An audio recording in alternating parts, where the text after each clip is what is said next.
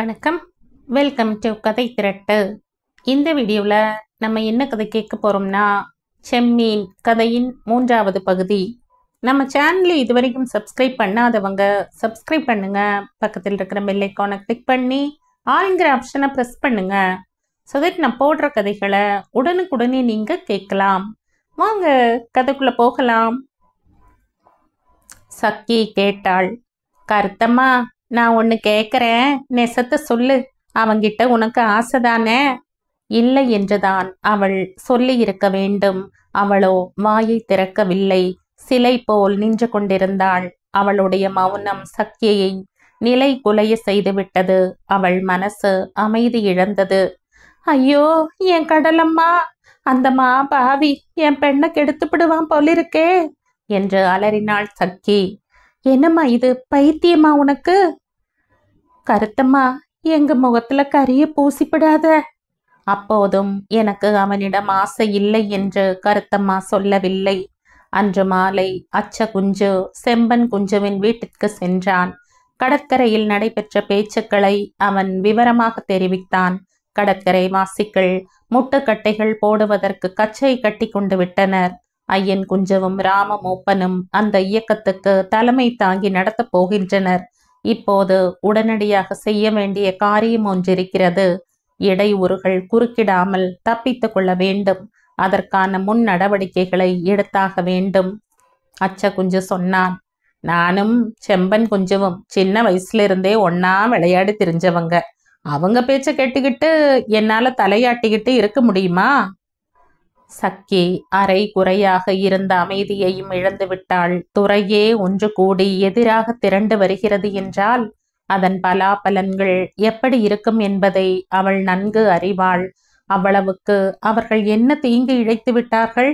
பெண்ணை கட்டி கொடுக்கவில்லை என்பதுதான் இத்தனைக்கும் காரணமா? துறைவாசிகளின் பிரதிநிதிகளாக பழவர்களான ராமமூப்பன், ஐயன் குஞ்சு இருவரும் தங்களோடு மேலும் இருவரையும் அழைத்து கொண்டு துறை அரையனை காண சென்றனர். காணிக்கையும் கொண்டு சென்றிருந்தனர். துறையே அழிந்து போக போகிறது. துறை அரையனிடம் முறையிட வேண்டும். செம்பன் குஞ்சுவுக்கு வயசு பெண்ணொருத்தி இருக்கிறாள். அவளை கட்டி கொடுக்காமல் வீட்டோடு வைத்து கொண்டிருக்கிறான் அவன். கடற்கரை எங்கும் சுற்றி கொண்டிருக்கிறாள் அவள். இதைத்தான் முக்கியமாக தெரிவிக்க எண்ணினார்கள். துறை அரையனும் முறையீட்டை கவனமாக செவி சாய்த்து கேட்டார். வேண்டிய நடவடிக்கைகள் எடுப்பதாகவும் வாக்குறுதி தந்தார். தங்கள் முறைகேடு துறை அரையனுடைய மனதில் உரைக்கவில்லை என்று ஐயன் குஞ்சுவுக்கு தோன்றியது. விஷயத்தின் முக்கியத்துவத்தை துறை அரையன் உணர்ந்து கொண்டதாகவும் அவனுக்கு படவில்லை. எனவே துறை அரையன் வாக்குறுதி தந்த பின்னரும் நின்ற இடத்திலேயே அவர்கள் அசையாது நின்று கொண்டிருந்தனர். அவர் கேட்டார். எதுக்கு எல்லாரும் நின்றுட்டு இருக்கீங்க? ஐயன் மற்றும் ஒரு புகார் சொன்னான். அந்த குட்டி கடற்கரையை அழிச்சு போடணும்னு நிக்குது. அதே சமயத்துல செம்பன் குஞ்சு தோணியும் வலையும் வாங்க போயிருக்கான். இந்த விஷயம் துறை அரையனுக்கு தெரியாது. செம்பன் குஞ்சு கையில ஏது பணம் என்று கேட்டார் அவர். பழவர்களுக்கு அது தெரியாது. மிகவும் அடக்கமாக ஐயன் குஞ்சு ஒரு சந்தேகத்தை கிளப்பினான். அவன் மறக்கான், அது தெரிஞ்ச விஷயம். இவ்விடத்திலிருந்து தோணியும் வலையும் வாங்க உத்தரவு கிடைச்சதான்னு தெரியல. சி, நான் உத்தரவு கொடுக்கல. அவன் என்கிட்ட கேட்கவும் இல்லை. துறையில இருக்கிற நாங்க இனிமே என்ன செய்யணும்னு தெரிஞ்சா தேவல. துறை அரையன் சிறிது நேரம் சிந்தனையில் ஆழ்ந்து விட்டு பேசலானார். காலம் மாறி போச்சுன்னு நினைச்சுக்கிட்டு இருக்கான் போல் இருக்காம. அதை ஒரு முனகலில் ஐயன் குஞ்சு ஆமோதித்தான். துறை அரையனிடமிருந்து ஓர் உத்தரவு பிறந்தது. அவன் தோணி வாங்கிட்டு வரட்டும். யாராவது வேலைக்கு போறதானா என்ன பார்த்துட்டு முன்னால சொல்லணும். அப்படியே செய்யறோம் என்றான் ஐயன் குஞ்சு. ஆனா சில சின்ன பயல்கள் இருக்காங்க, அவங்க என்ன செய்ய போறாங்களோ? வேலாயுதனை மனதில் எண்ணிக்கொண்டுதான் ஐயன் குஞ்சு இதை சொன்னான். ஆனால் துறை அரையன் இதை ஒரு பெரிய விஷயமாக எடுத்துக்கொள்ளவில்லை.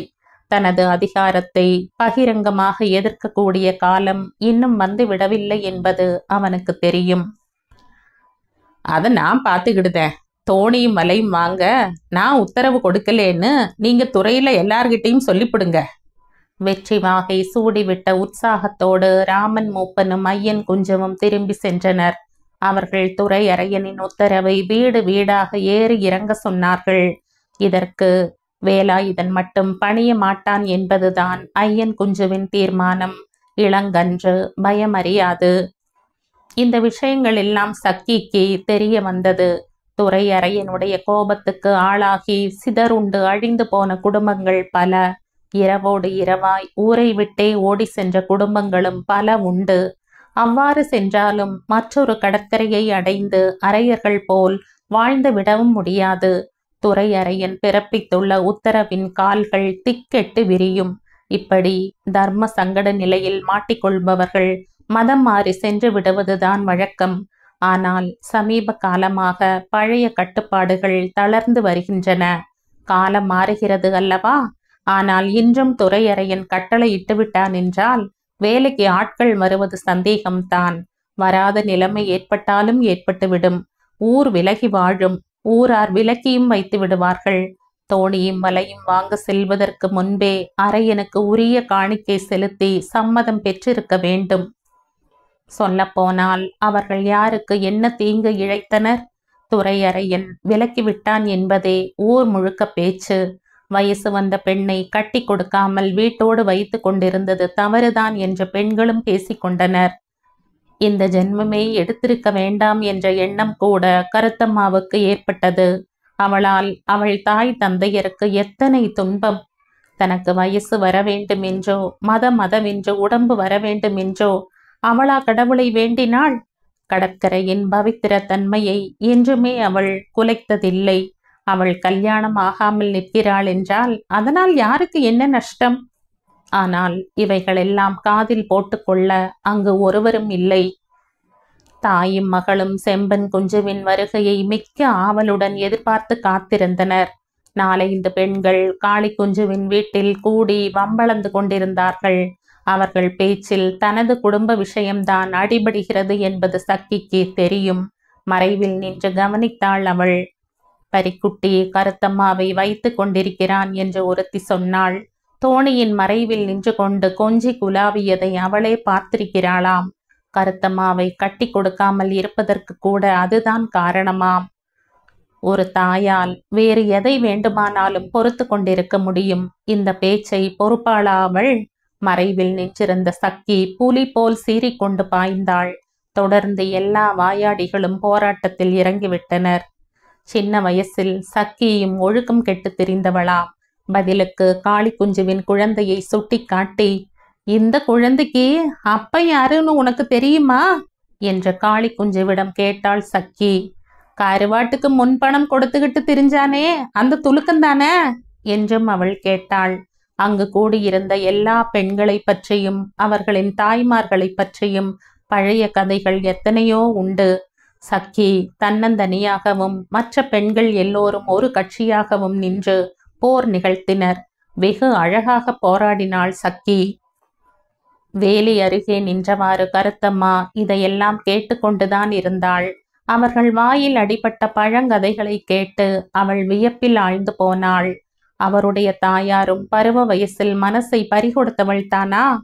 அங்கு கூடியிருந்த எல்லா பெண்களும் கடற்கரைக்கு மாசு கற்பித்தவர்கள்தானா? அவர்களுடைய மேம்பட்ட வாழ்க்கை தத்துவம் பொருளற்ற வரட்டு பேச்சுதானா? இந்த பெண்களை பற்றி எத்தனையோ கதைகள் புறப்பட்ட பின்பும் மேற்கு கடல் அப்படியே விரிந்து பறந்துதான் கிடக்கிறது. தோணிகள் இன்னும் கடலுக்கு சென்று வருகின்றன. வலை வீசி மீன் பிடிக்கத்தான் செய்கின்றனர். அரையர்கள் நன்றாக வாழ்ந்து வருகின்றனர். அப்படியானால் அந்த பழைய கதைக்கு பொருள்தான் என்ன? சண்டை பெரிதாகி கருத்தம்மாவின் விஷயத்துக்குத்தான் மீண்டும் அவர்கள் வந்து சேர்ந்தனர். கருத்தம்மா தனது இரு செவிகளையும் பொத்தி கொண்டு விட்டாள். அத்தனையும் பச்சை பொய், வெறும் கற்பனை கதைகள் அத்தனையும். பரி குட்டியின் வைப்பாட்டியாம் அவள். படை குதிரை போல் நிற்கும் அவளை அவனால் தான் ஆள முடியுமாம். இந்த ஏற்பாட்டின் மூலம் வருகிற சௌகரியங்களை எண்ணித்தான் கட்டி கொடுக்காமல் வைத்து கொண்டிருக்கிறார்களாம். இதே போல அந்த பெண்களை குறித்து சக்கியும் அவளை பற்றி பிற பெண்களும் கூறிய கதைகள் வெறும் கற்பனையாகத்தான் இருக்க வேண்டும் என்று கருத்தம்மா எண்ணிக்கொண்டாள். சக்கியின் ஏச்சுக்கு பதில் கூற முடியாமல் தவித்த காளி குஞ்சு சொன்னாள், உனக்கு இனிமேதான் வரப்போகுது, பார்த்துக்கிட்டே இரு. துரையறைய கருவி விட்டுத்தான் இருக்காரு. சக்கியும் விட்டு விடவில்லை. அவளும் தொடர்ந்து வாயை காட்டிக் கொண்டிருந்தாள். அவள் உள்ளத்தில் எதிர்ப்புணர்ச்சி ஓங்கியது. சகட்டு மேனிக்கு எல்லோரையும் எதிர்க்க வேண்டும் என்ற துடிப்பு. என்ன திட்டம் போட்டிருக்காராம் துரையறையன்? என்னத்து செய்து விடுவாராம் அவரு? அப்போது கருத்த பெண் சொன்னாள், ஒழுக்கம் கெட்டவளை என்ன செய்யணுங்கிறது துரையறையனுக்கு தெரியும். சக்கி தலை நிமிர்ந்து நின்று கேட்டாள், என்ன செய்து புடுவாராம்? நாங்க மதம் மாறி புடுவோம். சாமியார் மதத்துல சேர்ந்து புட்டா அப்புறம் துரையறையன் என்னத்து செய்துடுவாராம்? அப்போது மற்றொருத்தி சொன்னாள், அப்ப அப்படியாவது சொல்லு.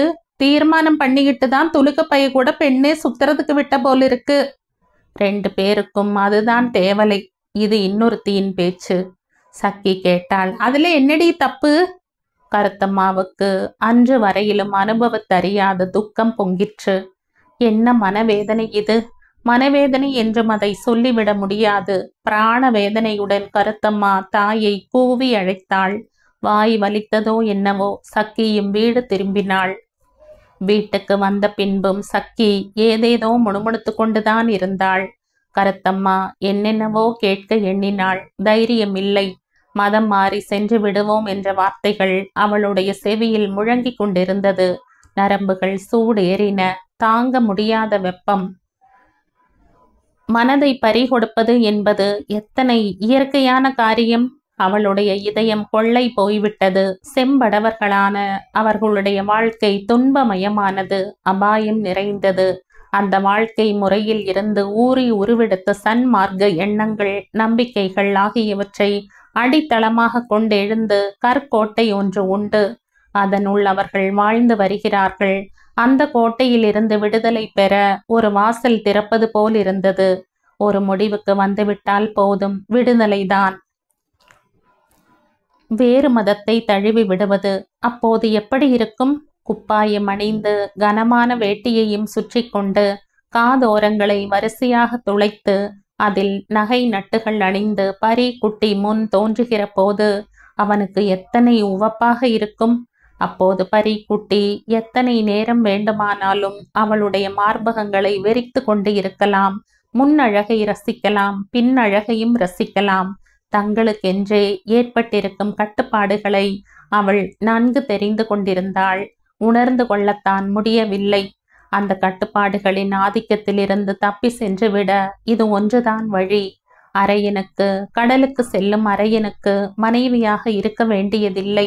அந்த சமயத்தில் பரி குட்டி அங்கே வந்திருந்தான் என்றால் இதையெல்லாம் அவனிடத்திலேயே வாய்விட்டு சொல்லியிருப்பாள் கருத்தம்மா. நாங்க உன் மதத்துல சேர்ந்துட போறோம். பரிக்குட்டி சந்தோஷ வெறியில் துள்ளி குதித்து விடுவான். ஆனால் காரியத்தில் நிறைவேற்றி விட வேண்டும் என்ற எண்ணத்துடனா சக்கி இதை சொன்னாள்? அப்போது மூண்ட கோப வெறியில் பிறந்த வார்த்தைகளாகவும் இருக்கலாமே தவிர நிஜமாகவே அந்த எண்ணம் அவளுக்கு உண்டா என்பதை அறிந்து கொள்ள கருத்தம்மா ஆசைப்பட்டாள். ஆனால் அதை வாய்விட்டு கேட்கவும் பயமாக இருந்தது. மனதில் ஊடாடும் சபலம் தெரிந்து விடுமோ என்ற கவலையும் கூட.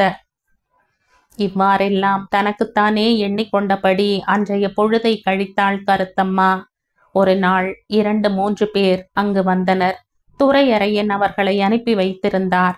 செம்பன் குஞ்சு ஊர் வந்து சேரவில்லை.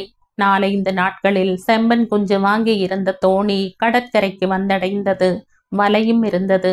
பள்ளி குன்றத்தை சேர்ந்த வலைக்காரன் கண்டங்கோரனின் தோணி அது. ஒரு காலத்தில் அது புகழ் பெற்றிருந்த தோணி. அத்தனை பழசாகவும் இருக்கவில்லை. இந்த தோணியுடன் போட்டி போடக்கூடிய தோணி ஒன்று கூட சேர்த்தலை கடற்கரையில் கிடையாது.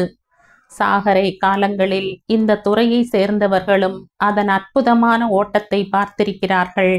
கண்டங்கோரன் அந்த தோணியை விற்றுவிட்டானா என்ன? இப்போது அவனுக்கு சற்று போதாத காலம். அவன் தாராளமாக செலவு செய்பவன். அதோடு நல்ல பேரும் புகழும் கொண்டவன். தோணியை எல்லோரும் வந்து பார்வையிட்டனர். ஒருவரும் வெளிப்படையாக அபிப்பிராயம் எதுவும் சொல்லவில்லை. இருந்தாலும் லட்சணங்கள் பொருந்திய நல்ல தோணி அவனுக்கு கிடைத்து விட்டதே என்ற எண்ணம்தான் எல்லோருடைய மனதிலும் தோன்றியது. அச்ச குஞ்சு நண்பர்களிடம் சொன்னான். பள்ளி குன்றத்துக்காரரின் ஐஸ்வர்யம் இந்த தோணியோடு வந்து செம்பன் குஞ்சுவுக்கு கிடைச்சு போச்சு. ஐயன் குஞ்சு சட்டென்று குறுக்கிட்டு சொன்னான். அவன் அதிர்ஷ்டம் இந்த முக்குவனுக்கு வருமா? அவன் உடம்பு தங்கம் மாதிரி இருக்கும். சின்ன தொந்தி அழகா இருக்கும்.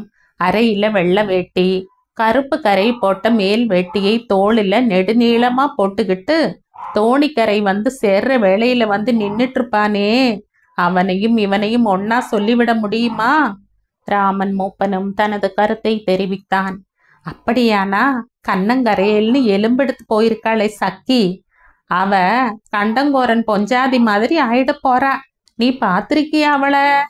ஐயன் குஞ்சு சொன்னான். அவன் முகத்தை பார்த்தா கண்ணை பறிச்சிடுமே. செம்பன் குஞ்சு வீட்டுக்கு வந்தபோது அவனுக்கு தலை கனத்தது. மிகுந்த உற்சாகத்தோடு தான் அவன் திரும்பி வந்திருந்தான். சொந்தமாக தான் ஒரு தோணியும் வலையும் வாங்கியதை ஒரு பேர் அதிர்ஷ்டமாக கருதினான்.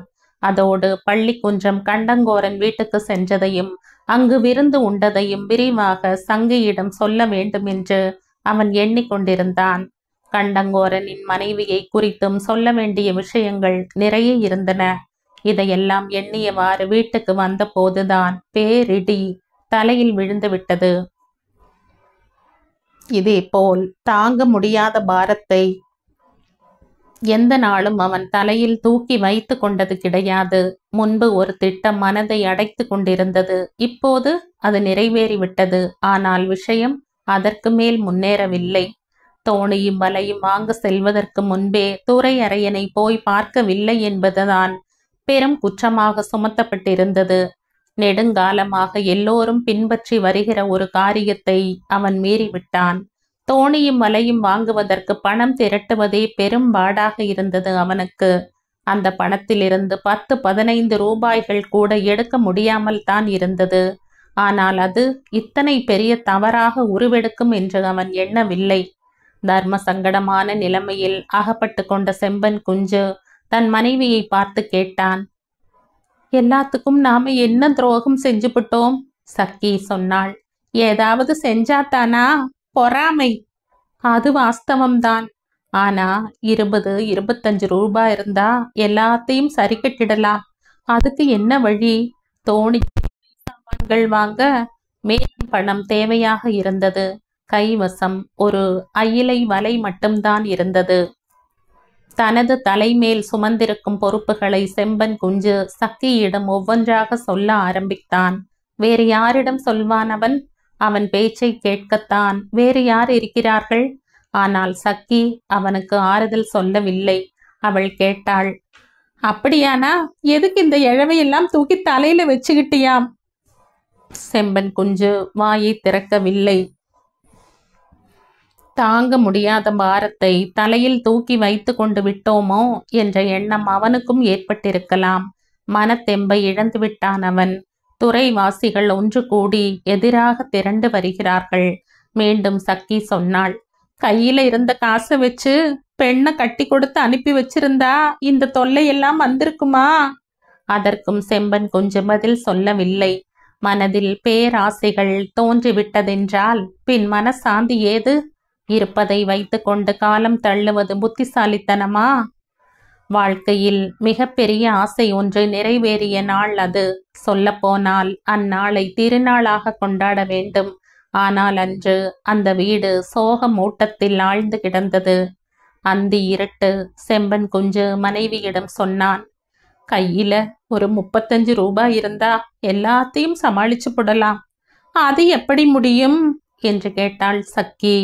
அவன் தனது யோசனையை சொன்னான். துரையறையனை நாளைக்கு போய் பார்க்கணும். அப்புறம் எல்லாம் சரியா போயிடும். நமக்கு மத்தி வலையும் தாங்கு வலையும் வாங்க வேண்டாமா? அதெல்லாம் சம்பாதிச்சு போடுவேன். மூங்கில் குழலின் உள் போட்டு மண்ணுக்குள் புதைத்து வைத்திருந்த காசையும் எடுத்து வந்து செம்பன் குஞ்சு கையில் கொடுத்தாள் சக்கி. அவளுடைய சிறு சேமிப்பும் செலவாகிவிட்டது. சக்கி செம்பன் குஞ்சுவை விமர்சித்தாள். விழி பிதுங்குது. இப்ப தெரியுதா? ஒரு மஞ்சாடி எடை நகை நட்டாவது செஞ்சு வச்சுக்கிட்டமா? அன்னைக்கு நான் சொன்ன போது ஒரு பொருட்டா படல. செம்பன் குஞ்சவும் அதை ஒப்புக்கொண்டான். சக்கி, ஒரு வழிதான் எனக்கு தட்டுப்படுது. என்னது? அதாவது அதை கூறி முடிக்க மிகவும் தயங்கினான் செம்பன் குஞ்சு. அந்த பயலை பிடிச்சிட்டா காரியம் முடிஞ்சிடும். சக்கி செம்பன் குஞ்சுவின் வாயை பொத்தினாள். கருத்தம்மா தூங்கிவிட்டாளா இல்லையா என்பது சக்கிக்கு தெரியாது. சக்கியின் கையை அகற்றிவிட்டு செம்பன் குஞ்சு கேட்டான், என்ன விஷயம்? மெதுவா பேசு, என்னன்னு சொல்ல. சக்கி சொல்ல வேண்டிய விஷயத்திலே செம்பன் குஞ்சு தெரிந்து கொள்ளக்கூடாத பகுதிகள் உண்டு. சொல்லப்போனால் எந்த தகப்பனுக்கும் ருசிக்காத விஷயங்கள் அவை. இருந்தாலும் இப்போது கேட்ட மட்டுக்கும் ஒன்றும் சொல்லாமல் இருக்க முடியாது. செம்பன் குஞ்சுவோ மீண்டும் அதையே கேட்டுக்கொண்டிருந்தான். சக்கி அவனுடைய காதிற்குள் முணுமுணுத்தாள், அது கருத்தமா சொல்லுது, வெக்கங்கெட்ட காரியமாம், தெரிஞ்சா சண்டைக்கு வந்துடும். அப்புறம் என்ன வழி சொல்லு? நானும் அதையே தான் யோசிச்சுக்கிட்டு இருக்கேன். அவன் இங்க இருக்கானா? இருப்பா. சரி, நான் போய் பார்த்துட்டு வாரேன். சக்கி பேசவில்லை. செம்பன் குஞ்சு வாசற்கதவை திறந்து கொண்டு வெளியே சென்றான். கருத்தம்மா தூங்கி கொண்டிருந்தாள். அவளுக்கு ஒன்றுமே தெரியாது. சிறிது நேரத்தில் செம்பன் குஞ்சு திரும்பி வந்து சேர்ந்தான். அவனுடைய முகம் மலர்ந்திருந்தது. விஷயம் கை கூடி விட்டது என்பது வெளிப்படை. ஐயோ பாவம், சாது பையன், ரொம்ப நல்ல ஆள் அவன். கையில 30 ரூபாய் இருந்தது, கேட்டேன், அவன் அப்படியே தந்துட்டான். சக்கிக்கு ஆறுதல் ஏற்பட்டது என்றாலும் அதன் மத்தியில் சஞ்சலமும் பிறந்தது. அந்த பணத்தை பொறுத்த வரையில் மனதுக்கு ஒரு குறை தெரிகிறது. கருத்தம்மா சொன்னதும் அதுதானே? சரிதான். எதிர்வார்த்தை சொல்லாமல் கேட்கிற கைக்கெல்லாம் பணம் தந்து கொண்டிருப்பது என்றால் அதற்கு பொருள் என்ன? காரணம் என்ன? முக்கியமான கேள்விதான். எல்லாம் கருத்தம்மாவை நினைத்துத்தானே. மறுநாள் காலை செம்பன் குஞ்சு துரை அரையனை காண சென்றான். எடுத்த எடுப்பில் சீறி விழுந்தார் அரையன். அதன் பின் கோபம் சற்று தணிந்தது. பெண்ணின் திருமணத்தை கூடிய விரைவில் முடித்துவிட வேண்டும் என்ற கட்டளையும் பிறந்தது. புதிய தோணியின் மூலம் கிடைக்கிற வருமானத்தில் ஒரு பங்கையும் அன்றாடம் செலுத்திவிட வேண்டும். துறைவாசிகள் ரொம்பவும் பொறாமைப்படுவதாக செம்பன் குஞ்சு முறையிட்டான்.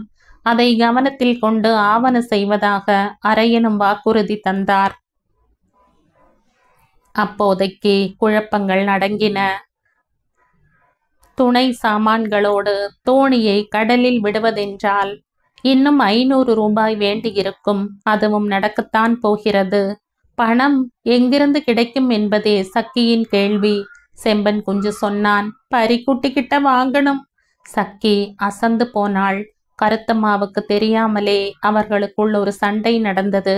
கணவனுக்குரிய அதிகாரம் இடுக்கை காட்டினான் செம்பன் குஞ்சு. நீதான் கேட்கணும். என்னால முடியாது. அப்படின்னா தோணி மண்ணா போகட்டும், போகட்டும். இப்படி சொன்னாலே தவிர எப்படியும் போகட்டும் என்ற எண்ணத்தில் இருக்க முடியவில்லை அவளால். அவள் மனம் அதற்கு இடம் கொடுக்கவில்லை. செம்பன் குஞ்சு தனது முடிவை உறுதியாய் பிடித்து கொண்டு விட்டான். இனிமேல் அவன் எதுவும் செய்ய மாட்டான் என்ற எண்ணம் கூட சக்கிக்கு ஏற்பட்டது. செம்பன் குஞ்சுவின் உத்தேசமும் அதுதான். சக்கி கேட்டாள், சரி, ஒன்னு கேக்குறேன், இந்த பணத்தை எல்லாம் அவனுக்கு திருப்பி கொடுப்பியா? கொடுப்பேன் என்று ஒப்புக்கொண்டான் அவன். வட்டி சகிதம் கொடுப்பதாகவும் சொன்னான். அந்த தடவையும் சக்கி பரி குட்டியிடம் பணம் கேட்டாள். இரவு வேளையில் கிட்டங்கியில் கருவாடு விற்பனை செய்யப்பட்டது. செம்பன் குஞ்சுவின் தோணிக்கு துணை சாமான்களும் ஏற்றப்பட்டன. எல்லாம் தயாராகிவிட்டது. அடுத்தது வேலையாட்கள் விஷயம்தான். துரை அரையன் பழவர்களுக்கு சொல்லி அனுப்ப வேண்டிய ஏற்பாடுகள் செய்து கொடுத்தார். சொல்ல போனால் அது ஒரு சின்ன விஷயம்தான். தோணியை பார்த்த மாத்திரத்திலேயே எல்லோரும் வேலைக்கு வர ஆசைதான். செம்பன் குஞ்சு தன்னிடம் யோசனை கேட்பான் என்றும் தன்னையும் வரும்படி அழைப்பான் என்றும் அச்ச குஞ்சு நம்பிக்கொண்டிருந்தான்.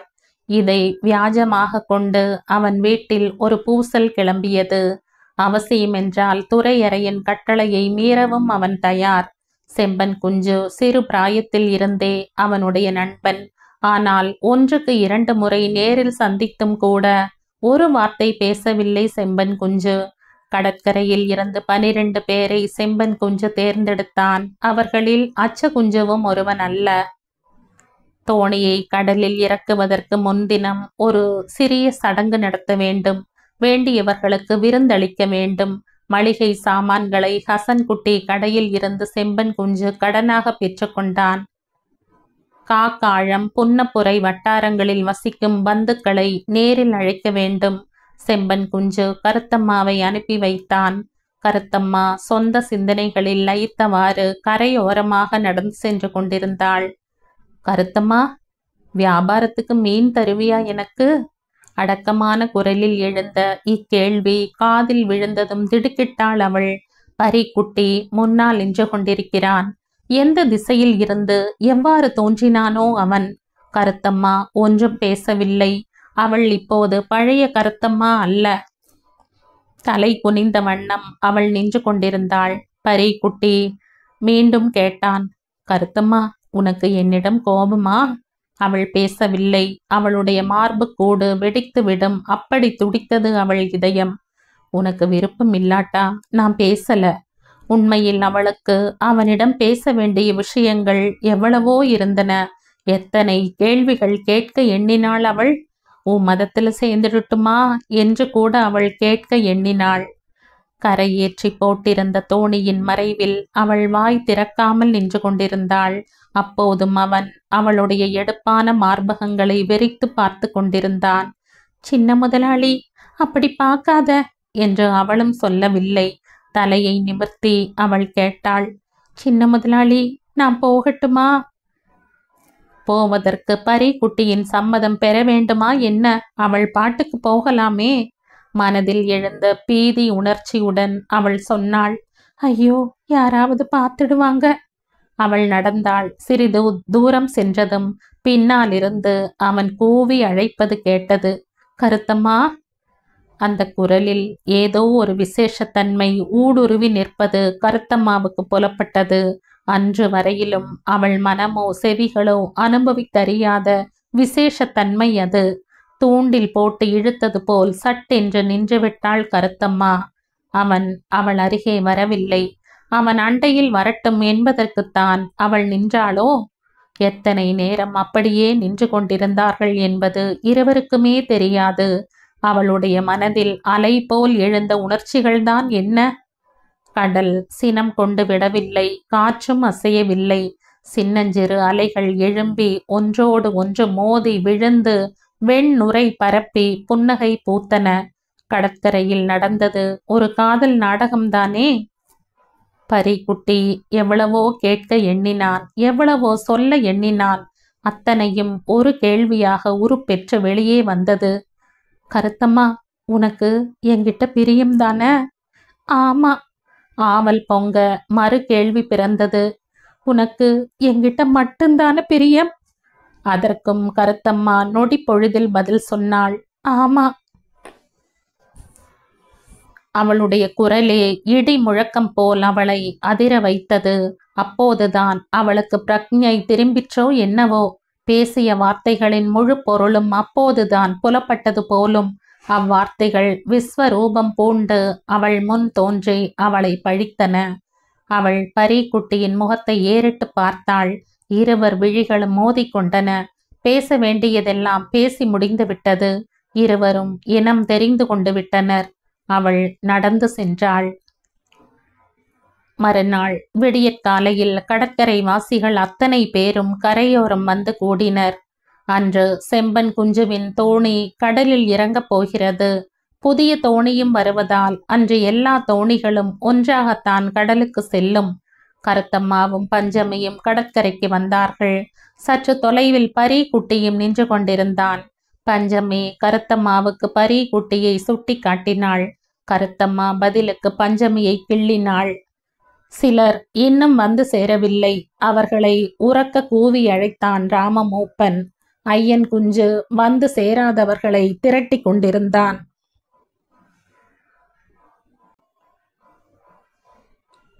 பரிக்குட்டி வழக்கமாக பாடுகிற பாடலை எவனோ ஒருவன் பாடினான். மனதுக்கு வேதனை ஊட்டும் பாடல் அது. செம்பன் குஞ்சு கடலுக்கு செல்லும் காட்சியை காண தொலை தூரத்தில் தென்னை மர கட்டடங்களின் உச்சி மீது சந்திரன் எழுந்தான். கடல் அன்னை இன்முகம் காட்டி நின்றாள். எல்லா தோணிகளை சுற்றியும் கூட்டம். முதலில் செம்பன் குஞ்சுவின் தோணிதான் இறங்க வேண்டும். ஐயன் குஞ்சு குரவையிட்டான். அதை தொடர்ந்து எல்லோரும் குரவையிட்டனர். கடற்கரையில் ஒரே ஆரவாரம். ராமமூப்பன் சொன்னான். துடுப்பை எடு செம்பன் குஞ்சு. செம்பன் குஞ்சு துடுப்பை எடுத்து சிரசில் வைத்து கொண்டான். எல்லா தெய்வங்களையும் மனதில் வணங்கினான். எல்லோரும் சேர்ந்து தோணியை தள்ளினர். தோணி மணலை உழுது கொண்டு தண்ணீரில் இறங்கியது. சிற்றலைகளை பிளந்து கொண்டு கடலை அடைந்தது. கருத்தம்மாவுக்கும் சக்கிக்கும் மெய் சிலிர்த்தது. மனதில் உவகை பிறந்தது. இமைகள் மூடிக்கொண்டன. விழிகளை அகற்றி பார்த்தபோது தோணி அலைகள் மீது எழும்பியும் நீரை கிழித்து கொண்டும் குதித்தபடி மேற்திசையில் முன்னேறி செல்வது தெரிந்தது. நல்ல லட்சணங்கள் பொருந்திய தோணி. அதன் அழகில் மனதை பறி கொடுத்தபடி ராமமூப்பனும் ஐயன் குஞ்சுவும் கரையில் நின்று கொண்டிருந்தனர். ராமமூப்பன் கேட்டான், எப்படி இருக்குது? ஐயன் குஞ்சு கேட்டான், கொஞ்சம் மேக்க தூக்குதோ? இல்ல, சாய்மானம் தெக்கதான். ஆவல் உந்த சக்கி அவர்களை நெருங்கினாள். தோணியின் லட்சாம்சங்களை அவளும் தெரிந்து கொள்ள வேண்டும். அவள் கேட்டாள், என்ன ஐயன் குஞ்சண்ணா, என்ன சொல்றீங்க? ராசியுள்ள தோணிதானா? எல்லாம் அறிந்தவன் போல் ஐயன் குஞ்சு சொன்னான். நல்லா இருக்குது, ஒரு நாளும் தட்டுப்பாடு வராது. அப்போதும் பக்தி மயத்துடன் சக்கி கை கூப்பினாள். அவள் சர்வ வல்லமையுடன் கடல் அன்னையை வேண்டிக் கொண்டாள். நடுக்கடலில் தோணி பாய்ந்து சென்று கொண்டிருந்தது. வெற்றி முரசு முழங்கிக் கொண்டு செல்கிறது. கருத்தம்மா சொன்னாள், நம்ம தோணி நல்ல எடுப்பா இருக்குது இல்லையா அம்மா? சக்கி தோணியை பார்த்து கொண்டே சொன்னாள், ரொம்ப அழகா போகுது. ஐயன் குஞ்சு சொன்னான், கேட்கணுமா? எப்படியோ உங்க கைக்கு கிடைச்சு போச்சு. பள்ளி குன்றம் கண்டங்கோரன் தோணி இல்லையா? இந்த மாதிரி தோணி ஒண்ணு இந்த கடற்கரையில இருக்கவா செய்யுது? 8 லட்சணமும் அழகா பொருந்தி இருக்குது. அந்த பையன் சரக்கு அப்படித்தான் இருக்கும். அவன் பெண்ஜாதி இருக்காளே, அம்மாடி, பழுக்கு காய்ச்சின தங்க கட்டி மாதிரி இருப்பா. அரைய சாதிக்குள்ள அப்படி ஒரு பொம்பளைய பார்க்க முடியாது. அபார அழகி. அவங்க வீடுதான் எப்படி இருக்கும்? அவன் விஷயமே அலாதிதான். அவங்கிட்ட இருந்த தோணி இப்போ உங்களுக்கு கிடைச்சு போச்சு. அதிர்ஷ்டம்தான்னு சொல்லணும், சந்தேகமே இல்ல. மற்ற தோணிகளும் கடலுக்கு சென்றன. கடைசியில் கடற்கரையில் தாயும் மகளும் பரி குட்டியும் நின்று கொண்டிருந்தனர். சில்லென்று வீசிய காற்றில் பரி குட்டிக்கு குளிர் எடுத்தது. நடுக்கடலில் அங்கும் இங்கும் தோணிகள் புலப்பட்டன. வலை வீசவும் ஆரம்பித்து விட்டனர். பரி குட்டி மெதுவாக சக்கி அருகில் வந்தான். கருத்தம்மா தாயின் பின்னால் மறைந்து கொண்டாள். பஞ்சமி கருத்தம்மாவின் முகத்தையே கூர்ந்து கவனித்து கொண்டு நின்றாள். வழக்கமாக கேட்கும் கேள்வியை அன்றும் பரி குட்டி கேட்டான். ஆனால் ஒரே ஒரு வித்தியாசம். இப்போது கேட்டது தாயாரிடம். விளையாட்டாகவோ வேண்டுமென்றோ எப்படியானாலும் சரி, அவன் கேட்க விரும்பியது அந்த ஒரு கேள்விதான் போலும். எனக்கு மீன் வியாபாரத்துக்கு தருவீங்களா? சக்கி சொன்னாள். என்ன தம்பி இப்படி சொல்ற? உனக்கு இல்லாம வேற யாருக்கு? அவன் கேட்ட கேள்வியின் உட்பொருள் சக்கிக்கு எட்டவில்லை, எட்டவும் எட்டாது. வரட்டு கேள்வியாது? ஒரு உணர்ச்சி கடலையே தன்னுள் அடக்கி கொண்ட கேள்வி அல்லவா அது?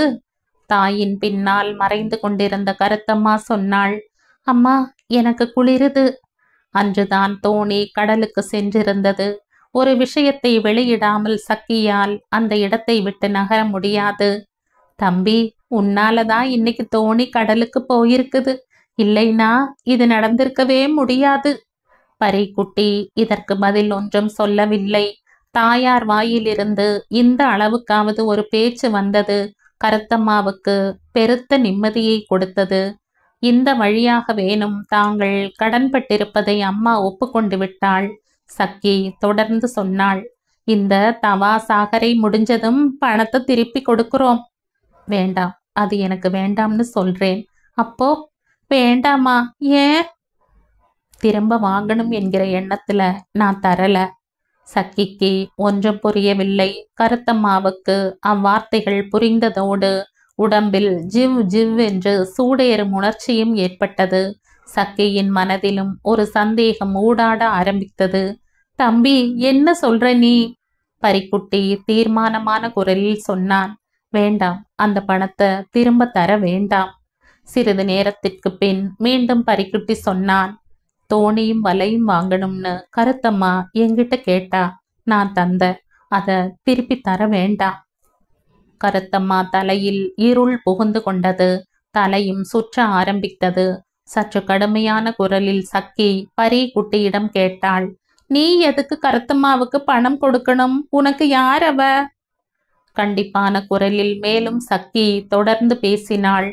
ஆஹா, அப்படி ஒன்னும் செய்ய வேண்டாம். தந்த பணத்தை திரும்ப வாங்கிக்க. சக்கி கண்டிப்பாக பேசுகிறாள் என்பதை பரி குட்டியும் தெரிந்து கொண்டான். ஒரு வார்த்தை பேசவில்லை அவன். பெற்ற தாய் உபதேசம் பண்ணுவது போல் சக்கி சொன்னாள். தம்பி, நீ 4ஆம் மதத்து ஆளு. நாங்களோ அறையும் மாறுக. இந்த கடற்கரையில சின்ன வயசுலிருந்தே நீங்க 2 பேரும் ஒன்னா விளையாடி திரிஞ்சவங்க. அதுதான் காரணமா போச்சு. எல்லாத்துக்கும் நல்ல அறப்பையனா ஒருத்தனை பார்த்து நாங்க இவளை கட்டி கொடுக்க போறோம். நீயும் உங்க ஜாதி பொண்ணு ஒன்ன பார்த்து கட்டிக்க. சில நிமிஷங்களுக்கு பின் சக்கி மீண்டும் தொடர்ந்து சொன்னாள். நீங்க சின்னஞ்சிறுசுக. உங்களுக்கு விபரம் தெரியாத வயசு. கெட்ட பேர் உண்டாக்கி போடாதீங்க. இங்க நாம பேசுறத பார்த்தாலே போதும், காது மூக்கு வச்சு பேச ஆரம்பிச்சிடுவாங்க. இங்க இருக்கிறவங்க அப்படி. சக்கி மகளையும் அழைத்து கொண்டு புறப்பட்டாள். திரும்பி நின்று கொண்டு குரலில் அன்பின் குழைவுடன் பரி குட்டியை பார்த்து சொன்னாள். தம்பி, நான் சொல்றது தெரிஞ்சுதா? அந்த பணத்தை நீ வாங்கிக்கிடணும்.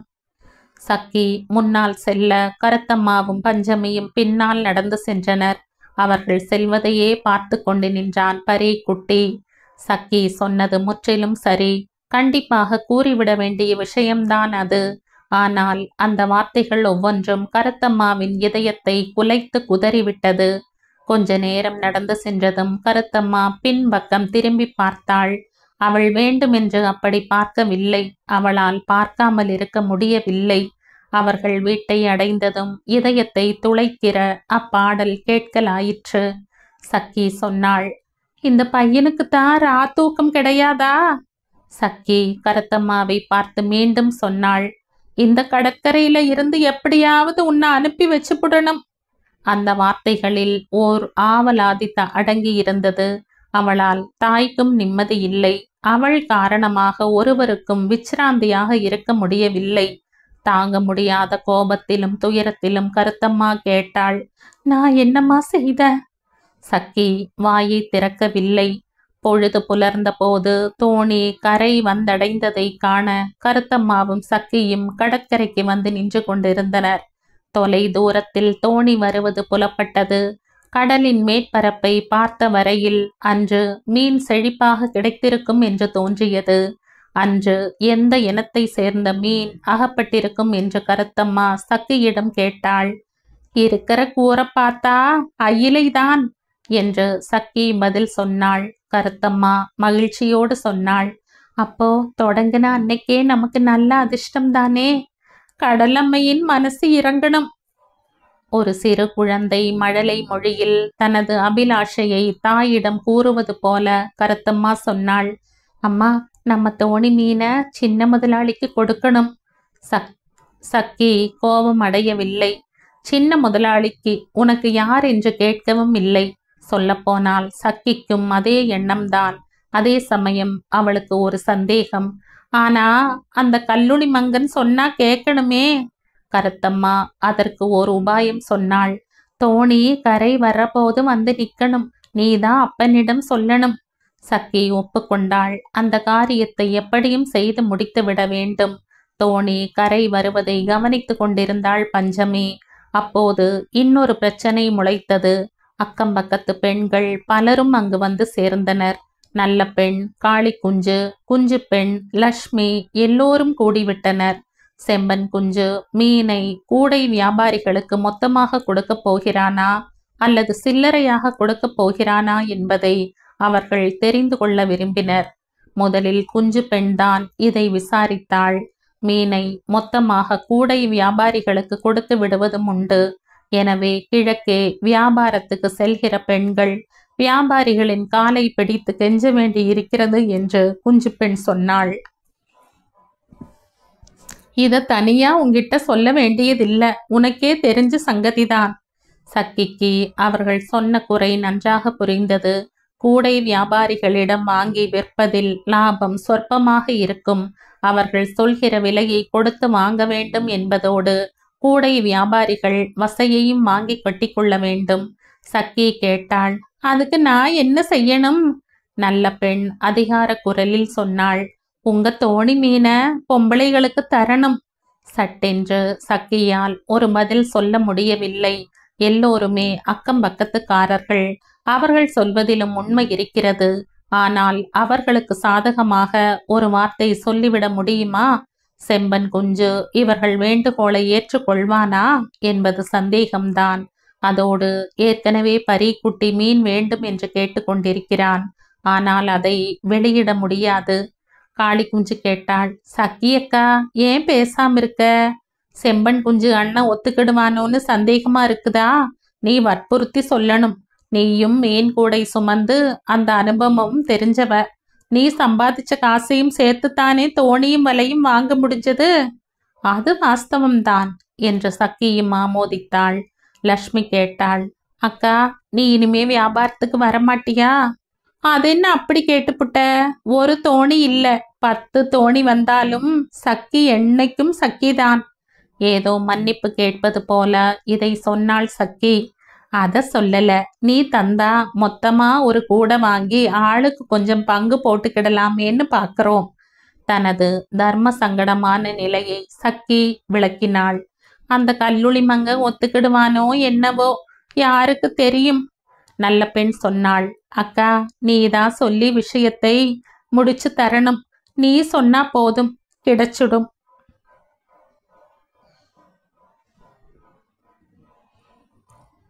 இந்த கதையின் தொடர்ச்சியை அடுத்த பதிவில் கேட்கலாம். நன்றி.